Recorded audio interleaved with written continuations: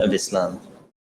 Islam is a religion which is a holistic, comprehensive vision of what a Muslim should be.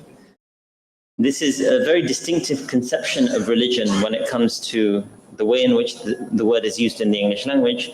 And so Islam has a political dimension, and it's useful to have a word to talk about that in the English language. And so we use the term Islamism. Islamism is thus the political dimension, as I'm saying, for the purpose of this lecture. However, I am arguing that Islamism is not distinct from Islam. Islamism is not separate from Islam. I have a book on the screen by an author called Melis Ruthven. Melis Ruthven is a scholar, once based at Cambridge University.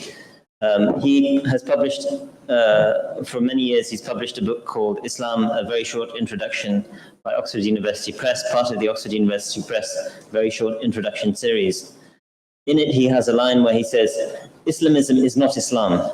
Islamism is an ideologization. This is not an exact quote. Certainly, the quote is, he says, Islamism is not Islam. So he's making a very clear and, as far as he's claiming, factual statement in a Western introduction to Islam published by one of the most prestigious presses in the Western world, academic presses in the Western world. And he's making a straightforward claim, Islamism is not Islam.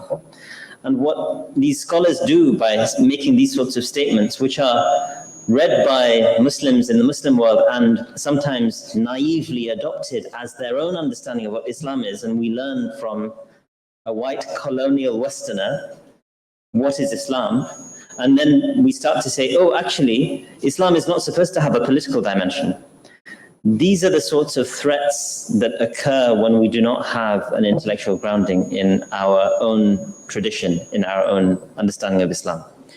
So, as I say here, Islamism is not distinct from Islam, as some secularists claim. Rather, it is a dimension of Islam. So, the political dimension of Islam will be the concern of certain people in the community. It may not be the concern of every single person.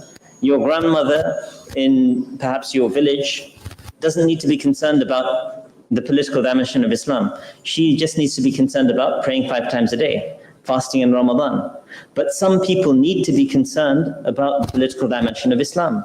Otherwise, Islam cannot be holistically practiced by our community, because Islam is a communal religion as well as an individual religion. This is where I wish to invoke a scholar who has become a fascinating lightning rod in post-revolutionary Bangladesh, for a reason which really escapes me, but is partly because I think people don't understand scholars that they read from the West very often, and they misread them and try to exploit them for purposes of their own, for agendas of their own. Talal Asad is the son of Muhammad Asad, famously. He's a